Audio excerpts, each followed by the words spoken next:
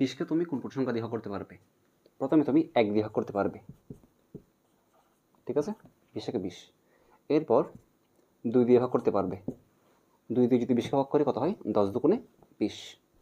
এরপর 3 দিয়ে ভাগ যাবে, যাবে না। 4 দিয়ে যাবে, যাবে। 4 5-এ 20।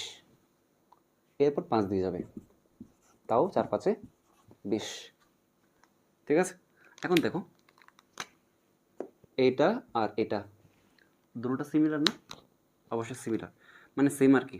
এটা এটা এটা যে কথা এটাও একই কথা। তো যেহেতু এটা এবং এটা মিলে গেছে, তাই আমরা এটাকে আর রাখবো না, ঠিক আছে, এটাকে বাদ দিয়ে দেবো। তাহলে 20-এর গুণনীয়ক যেগুলো তারা হচ্ছে 1 2 4 5 10 20। এগুলো 20-এর গুণনীয়ক, বুঝতে পেরেছো? এগুলো যদি 20-এর গুণনীয়ক হয় তাহলে দেখো আমার মৌলিক সংখ্যার যে সংজ্ঞা সেখানে খেয়াল করো, 1-এর চেয়ে বড়, এই 20টা অবশ্যই 1-এর চেয়ে বড়। 1-এর চেয়ে বড় যে সকল সংখ্যার 1 ও সেই সংখ্যা ছাড়া, মানে আমি যেই সংখ্যাকে ভাগ করছি, ঠিক আছে, বা যে সংখ্যা নিয়ে আমি আলোচনা করছি সেই সংখ্যা এবং 1 ছাড়া অন্য কোনো গুণনীয়ক যদি না থাকে তাহলে একে আমি মৌলিক সংখ্যা বলতে পারবো। এখন খেয়াল করো, প্রথমে দেখো এর গুণনীয়ক কত? 1।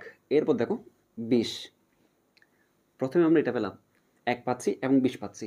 এখন ধরো তুমি এই 20-এর এই গুণনীয়কগুলো আর পাওনি,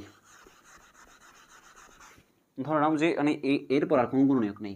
এরপর ধরে নাও আর অবশ্যই তা আছে, ঠিক আছে, আমরা ধরে নিচ্ছি বোঝার সুবিধার্থে এরপর কোনো কি পাচ্ছি না, আর গুণনীয়ক পাচ্ছি না, মানে আমি আর কোনো অন্য কোনো সংখ্যা দিয়ে কি করতে পারছি না, ভাগ করতে পারছি না, বুঝতে পেরেছো? তার মানে তখন আমি এটাকে মৌলিক সংখ্যা বলতে পারবো।